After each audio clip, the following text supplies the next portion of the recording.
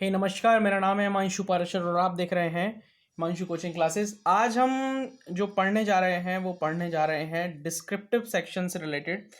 ये आपके इम्पोर्टेंट रहेगा 10th क्लास में, जो लेटर राइटिंग और ऐसे राइटिंग जो हम लिखते हैं उसमें, और 12th में भी ऐसे राइटिंग लेटर राइटिंग आता है लिखने को डिस्क्रिप्टिव सेक्शन में। तो ये आपको काफ़ी इंपॉर्टेंट रहेगा ये पर्टिकुलर सेशन, तो आप इस वीडियो को पूरा देखिएगा। चलिए स्टार्ट करते हैं। आज हम इस पर्टिकुलर वीडियो में ऐसे राइटिंग के बारे में समझेंगे। ऐसे राइटिंग का कुछ टिप्स एंड ट्रिक्स मैं आपको दूंगा जिससे आप एक बेटर ऐसे प्रिपेयर कर पाएंगे। ओके, बहुत सारी बातें हैं इस पर्टिकुलर वीडियो के अंदर, तो लास्ट तक बने रहिएगा वीडियो में। तो ऐसे राइटिंग, जैसे कि आप जानते हैं, डिस्क्रिप्टिव का पार्ट होता है लेटर और ऐसे। ये 12th में 12 to 13 मार्क्स का आता है दोनों।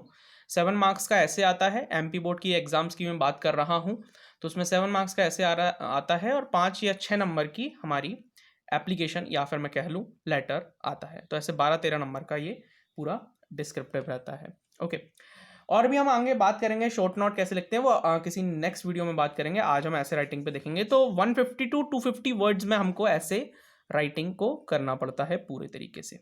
ठीक है, अब हम धीरे धीरे करके बात करते हैं। सबसे पहले इंट्रोडक्शन, बॉडी और कंक्लूजन, ये 3 पार्ट में बटा रहता है। जैसे कि आपने देखा होगा हमारे एग्जाम्स होते हैं ना, हम जब स्कूल में जाते हैं तो first terminal, second terminal and then final exam हमारे होते हैं। इसी तरीके से ऐसे राइटिंग जो है वो इंट्रोडक्शन, उसमें एक इंट्रोडक्शन का पार्ट होता है, एक बॉडी का पार्ट होता है जिसमें हम फैक्ट्स फिगर्स लिखते हैं, और एक कंक्लूजन का पार्ट होता है। थोड़ा डिटेल में आपको मैं बताता हूँ। ओके चलिए, ओके देखिए।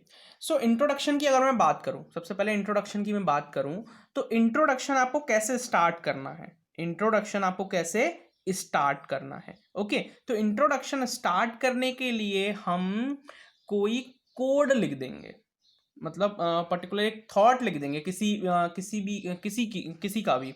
फॉर एग्जाम्पल, अनएम्प्लॉयमेंट पे आपको एक बहुत अच्छा थॉट आता है, या किसी के वर्ड्स आपको याद है ना। तो मैंने 3 चीजें लिखी हुई है ना, आपको किसी के वर्ड्स याद हैं, कोई ऐसे कोई महान व्यक्ति है जिसने अनएम्प्लॉयमेंट के बारे में कोई कुछ वर्ड्स बोले हों, कोई थॉट बोला हो, कोई कोट बोला हो, तो ऐसे करके आप उसको स्टार्टिंग में लिख सकते हैं। मैं आपको कुछ ये प्रोवाइड करवाऊंगा, कुछ थॉट्स भी मैं आपको प्रोवाइड कराऊंगा आने वाली वीडियोस में, तो आप वीडियो में बने रहिएगा।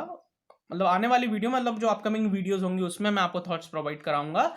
इस चैनल को सब्सक्राइब कर लीजिएगा आप, ठीक है। ओके, सो इंट्रोडक्शन में आप शुरू के स्टार्टिंग वर्ड्स जो होते हैं वो लिख सकते हैं।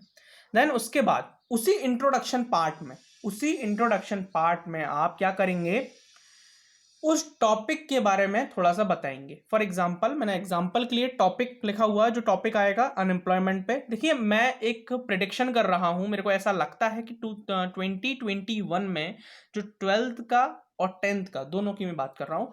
12th का मेरी चांसेस ज़्यादा 12th के हैं, तो 12th में जो ऐसे आएगा, मेरे को लगता है कि वो अनएम्प्लॉयमेंट आ सकता है। क्योंकि चांसेस, इसलिए मैं ऐसा बोल रहा हूँ क्योंकि अभी प्रेजेंट सिचुएशन जो चल रही है वो अनएम्प्लॉयमेंट, अंडर एम्प्लॉयमेंट की बहुत ज़्यादा प्रॉब्लम क्रिएट हो रही है हमारे देश में। इस वजह से मेरे को ऐसा लगता है कि प्रेजेंट सिचुएशन को देखते हुए ये ऐसे आने के काफ़ी ज़्यादा चांसेस हैं।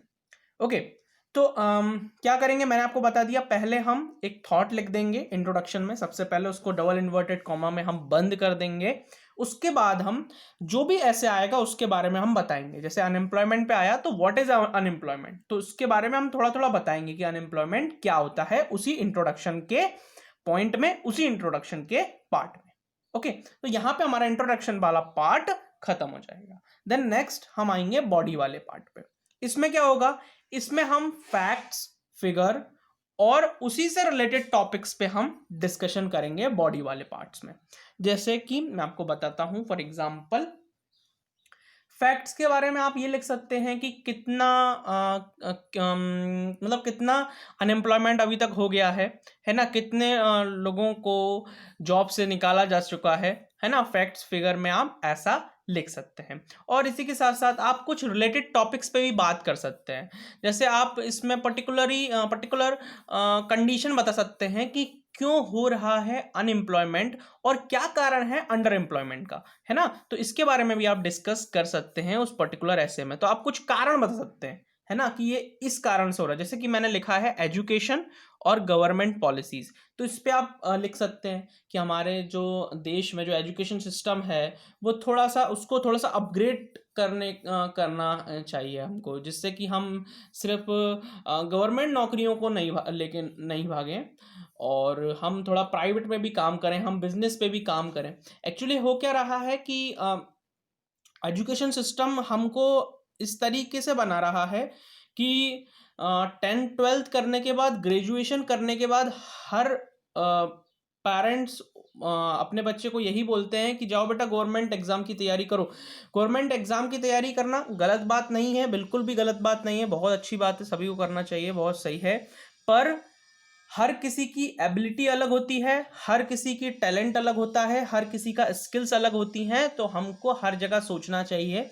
और जो अभी प्रेजेंट कंडीशन जो चल रही है अनएम्प्लॉयमेंट की, उसका कारण ये है कि हर आदमी, हर अंडर ग्रेजुएट या हर ग्रेजुएट की थिंकिंग यही होती है कि मैं बस गवर्नमेंट एग्जाम निकाल लूं और उसके बाद फिर मैं खुद को अपग्रेड नहीं करूंगा, क्योंकि मैं ऑलरेडी गवर्नमेंट सेक्टर में पहुंच जाऊंगा। अब अपग्रेड होना ना होना, ठीक है ना, तो ये आप सारी बातें इसके अंदर लिख सकते हैं। इस टॉपिक पे हम कभी और चर्चा करेंगे, है ना। आगे बढ़ते हैं हम। तो 2 से 3 पैराग्राफ आप बॉडी वाले पार्ट में लिख सकते हैं। आप परेशान मत होइए, मैं एक पर्टिकुलर ऐसे भी आपको लिख के बताऊंगा, मतलब एक पर्टिकुलर मैं ऐसे लिखूंगा एक पर्टिकुलर टॉपिक पर, और वो भी मैं वीडियो के माध्यम से आपको अपलोड करूंगा। अपकमिंग वीडियोस में वो भी आपको मिल जाएगा, तो चैनल को सब्सक्राइब करना ना भूलना। ओके, तो अब मैंने क्या क्या बताया आपको, तो फैक्ट्स एंड फिगर्स लिख सकते हैं आप उस रिलेटेड टॉपिक से, है ना। जैसे पॉल्यूशन पे आया या पॉपुलेशन पे आया, पॉल्यूशन या पॉपुलेशन पे कोई ऐसे आया, तो फैक्ट्स एंड फिगर लिख देंगे हम बॉडी के, और उसको रिलेटेड टॉपिक्स भी लिख देंगे उसी से रिलेटेड टॉपिक्स की, पॉल्यूशन क्यों हो रहा है, पॉपुलेशन क्यों हो रही है, पॉपुलेशन के और क्या डिसएडवांटेजेस हैं, है ना। इस तरीके से हमारा टॉपिक अभी अनएम्प्लॉयमेंट है, ठीक है ना, तो हम एजुकेशन और गवर्नमेंट पॉलिसीज के बारे में लिख सकते हैं। ओके, 2 से 3 पैराग्राफ, ओके, इससे ज़्यादा नहीं। कंक्लूजन के बारे में अगर मैं बात करूं, तो आपको फाइनल ओपिनियन देना है। हमेशा एक मेरी बात को याद रखिएगा कि आपको हमेशा कंक्लूजन में नेगेटिविटी नहीं लिखना है ना, कि गवर्नमेंट ऐसा कर रही है, गवर्नमेंट काम नहीं कर रही, गवर्नमेंट ये नहीं कर रही, आपको ये सब नहीं लिखना है। आपको सजेशन देना है ना।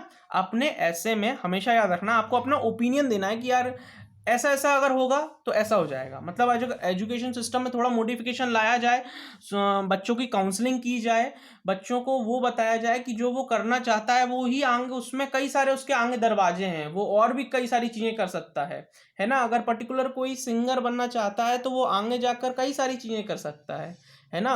वो कई सारी चीज़ें कर सकता है, कभी और बार क्लास ले लेंगे सिंगर्स के बारे में, पर अभी मैं ये बता रहा हूँ कि कई सारी चीज़ें हैं, कई सारी अपॉर्चुनिटी हैं। ओके, आगे बढ़ते हैं। तो फाइनल ओपिनियन में आपको यही देना है। सजेशन आप दे सकते हैं कि और क्या हम इम्प्रूवमेंट करें अनएम्प्लॉयमेंट। तो मतलब सिंपल सी बात ये है, एक चीज़ समझ में आ रही है कि आपको अपना ओपिनियन देना है, मतलब आपको नॉलेज होनी चाहिए, आपको रटना नहीं है। देखिए मेरी बात अगर आप सुन रहे हैं तो बहुत ध्यान सुनिएगा कि आपको रटना नहीं है ऐसे को, आपको समझना है, मतलब उसको फील करना है, अनएम्प्लॉयमेंट की कंडीशन को फील करना है। उसके बाद ही तो आप ओपिनियन दे पाओगे, उसके बाद ही आप सजेशन दे पाओगे, है ना। रट के सजेशन नहीं दे पाओगे, और उसके बाद इसको एंड कर देना है, ठीक है। इसी के साथ साथ मैं एक छोटी सी बात आपको और बताना चाहता हूँ।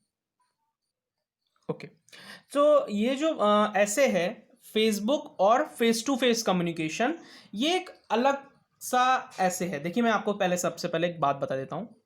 देखिए क्या होता है 10th-12th में अगर हम देखें तो हम उन्हीं ऐसे को थोड़ा थोड़ा पढ़ लेते हैं, और वही ऐसे हमारे मोस्टली पेपर में आ जाते हैं। पर हमेशा ऐसा नहीं होगा, है ना, हमेशा ऐसा नहीं होगा। कभी कभार क्या होता है कि टॉपिक चेंज हो जाते हैं, और कई सारी ऐसी दिक्कतें हमको देखने को मिलती हैं कि ऐसे चेंज आ गया तो फिर क्या करें, छोड़ के आ जाएंगे एग्जाम में। ऐसा नहीं करना है हमको बिल्कुल भी। तो मैं ये बोल रहा था कि हमको कई बार क्या होता है, कई बार ऐसे ऐसे आ जाते हैं कि हम उनको लिख नहीं पाते, तो उस कंडीशन में कुछ बच्चे ऐसे होते हैं वो छोड़ के आ जाते हैं उस पर्टिकुलर ऐसे को। तो मैं इस बात पे बात करूंगा कि वो ऐसे जब आ जाए जो आपने पढ़ा नहीं, तो उस ऐसे को हम कैसे लिखें, है ना। तो मैंने एक ऐसा ऐसे लिया है जो कभी आपके एग्जाम में आपको देखने को नहीं मिला होगा, है ना, एकदम हट के। तो मैं उसकी आपको कुछ स्टेप्स दूंगा। उसमें आपको क्या करना है कि फेसबुक, देखिए ऐसे का नाम क्या है, फेसबुक और फेस टू फेस कम्युनिकेशन, है ना। तो आपको क्या करना है, देखिए आपको जैसे ही आपने ये टॉपिक देखा, इस पर्टिकुलर अपने टॉपिक को जैसे ही देखा, वैसे ही आपको 8 से 10 क्वेश्चन लिख लेने हैं।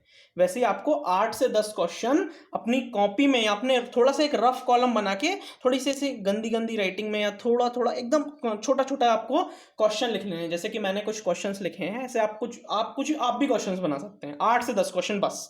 जैसे what is Facebook, what is face to face communication, disadvantage of Facebook, advantage of Facebook face to face communication, why Facebook is better than face to face communication. या फिर आप ऐसे भी लिख सकते हैं कि why face to face communication is better than Facebook. तो ऐसे करके आपको 7-8 क्वेश्चंस बना लेने हैं अपने अकॉर्डिंग, है ना। तो जैसे ही आप क्वेश्चन बना लेंगे उसके बाद आपको इसके आंसर लिखने हैं, और इसके आंसर आप कैसे, किस फॉर्मेट में लिखेंगे, और इस जो पर्टिकुलर ऐसे था जो मैंने आपको सजेस्ट किया था, वो आप इस फॉर्मेट में लिखेंगे। जो मैंने आपको ये फॉर्मेट प्रोवाइड किया है, इस फॉर्मेट में आप उस पूरे ऐसे को लिख देंगे। ओके,